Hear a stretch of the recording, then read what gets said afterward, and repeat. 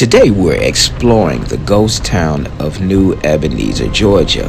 Unlike a modern incorporated city or town, New Ebenezer is now recognized mainly as a historic site and retreat center. Because it no longer has its own census boundaries, current population, demographic, and crime data are generally recorded under the surrounding Lincoln and Effingham County areas. So in this video, we're uncovering the history of New Ebenezer, what happened here, and why it disappeared.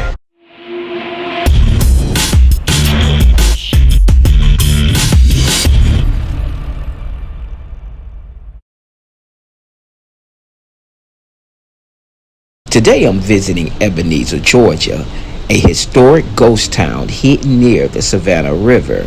At first glance, this may look like another quiet town, forgotten settlement, but this land holds a much darker story, a story of freedom, betrayal, and the black men, women, and children who died here while trying to escape slavery.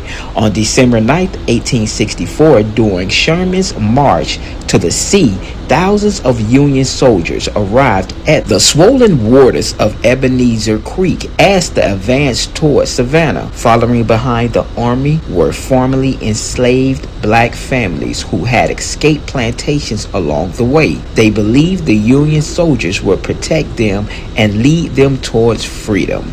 But when the army reached Ebenezer Creek, Union General Jefferson C. Davis ordered the refugees to remain behind while his soldiers, wagons, and animals crossed the temporary Pontoon bridge. Once the Union troops reached the opposite bank, the bridge was dismantled. The black refugees were left stranded, with Confederate cavalry quickly approaching from behind. Fear and panic spread through the crowd.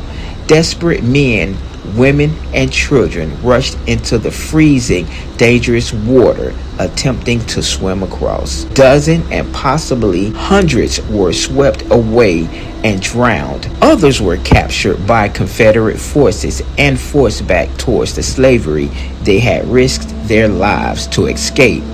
The incident became known as the Betrayal at Ebenezer Creek, one of the darkest and most disturbing chapters of Sherman's march to the sea. Despite public outrage and eyewitness reports, General Davis was never officially punished for his actions. Today, Ebenezer is remembered as a ghost town, but its silence does not mean its history should be forgotten. As I explore what remains of this historic community, I'm walking through a place where people stood within sight of freedom, only to be abandoned at the water's edges.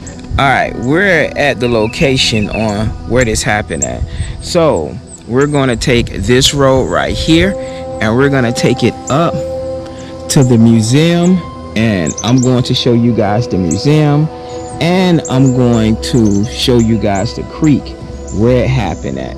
This historical marker explains that the cemetery has served as the primary burial grounds for the town of New Ebenezer and the Jerusalem Lutheran congregation since the mid-1740s. But the cemetery extends far beyond the brick walls seen today. Archaeological surveys uncover hundreds of unmarked graves outside the current fence, including a large African American burial ground. Many of the people buried here have no surviving headstones, but their graves remain part of the hidden history of New Ebenezer. So, this is a cemetery of the people that lived in the town back in the 1740s. So this is probably one of the oldest cemeteries I have stepped my foot in.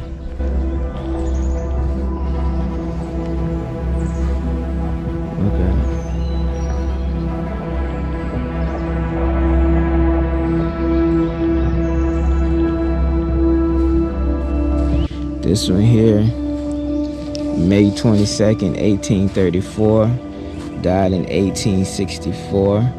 Here's another one right here, Martin Dasher, Born June 16, 1789, departed this life January 18, 1865. So yeah, this is a old cemetery.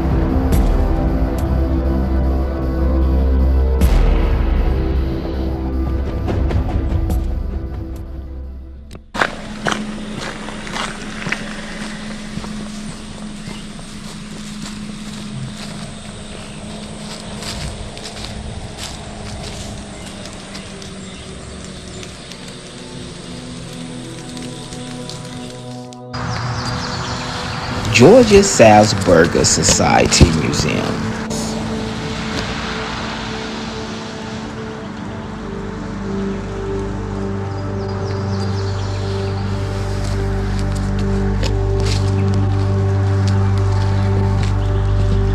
It's a church right there next door to it.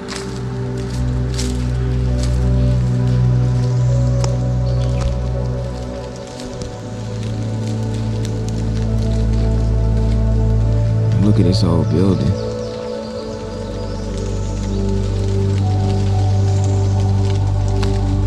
Standing here at the Georgia Salzburger Society Museum, I'm visiting the site of Georgia's first Protestant orphanage. The Salzburgers began planning and preparing the orphanage in 1737, but it officially opened in 1738 with 12 children. The museum building standing here today was completed in 1971 and was designed with a floor plan similar to the original orphanage.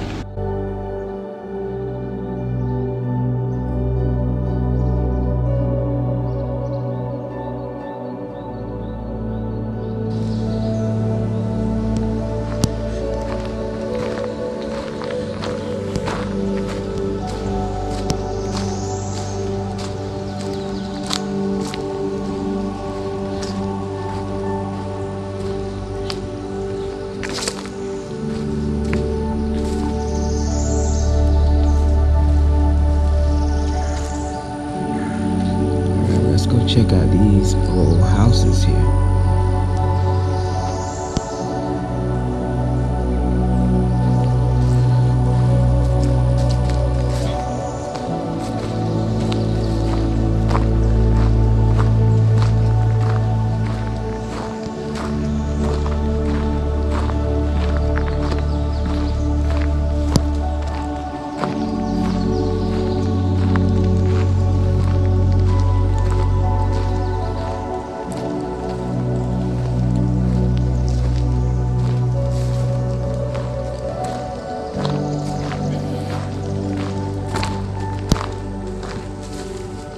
Wow, the Salzburger Fair House. The construction date of the fair house has not been determined, possibly between 1755 to 1850. It was built of local pine.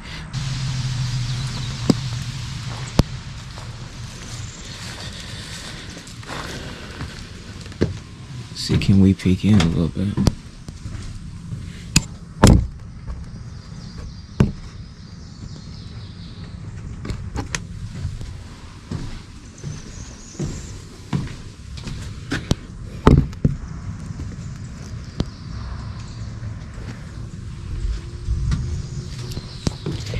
Today is Sunday and they're closed. They only open on Saturdays.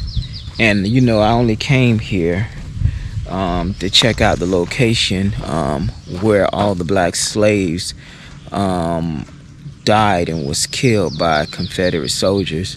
And that's what I'm here to see. I had seen the museum tied to it, so I was like, let me come check this out. Mock well and working pump. That's what this is. The well and the working pump. It used to go down in the ground. Not no more. And right here is a house next to it. And typical of the era, the kitchen is separated from the main house. So that's the main house and that's the kitchen. They used to separate the kitchen from the main house back then because it used to catch on fire a lot back in those times.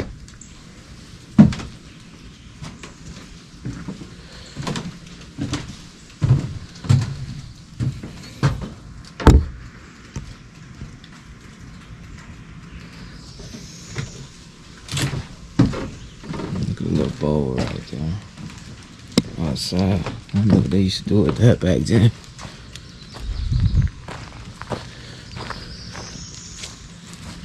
I wonder what this was. It's another house over there. I'm gonna show you guys.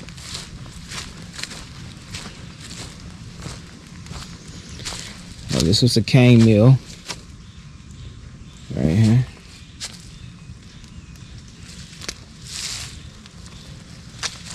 And let's see what this was over here.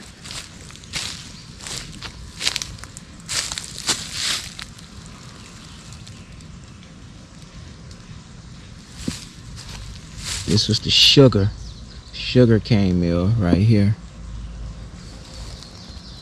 All right.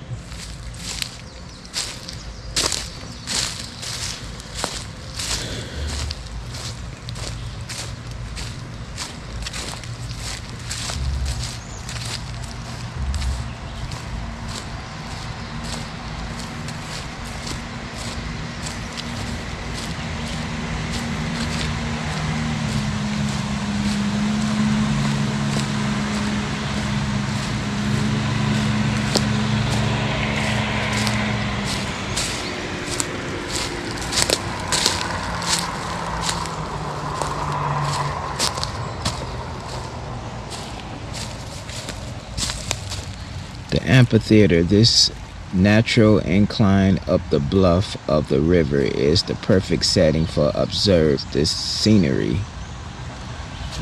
Okay. They got it blocked off because they don't want people to hurt themselves. It's kind of old. They got a cross over here too, and they got one right here as well.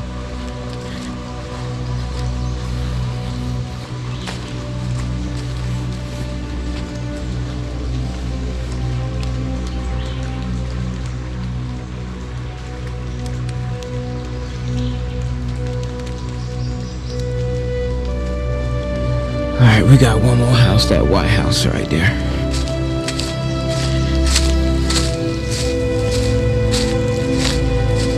It wasn't raining, probably like a few blocks from here. If I get hit, it's raining. Just a few blocks up, that's crazy.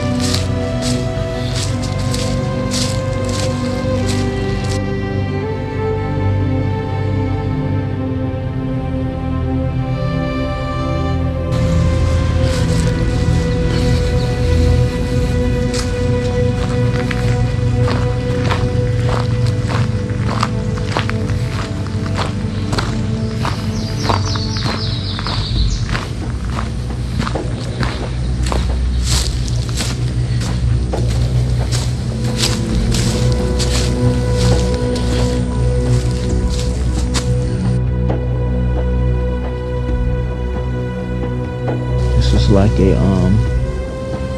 a conference center that people came to back then.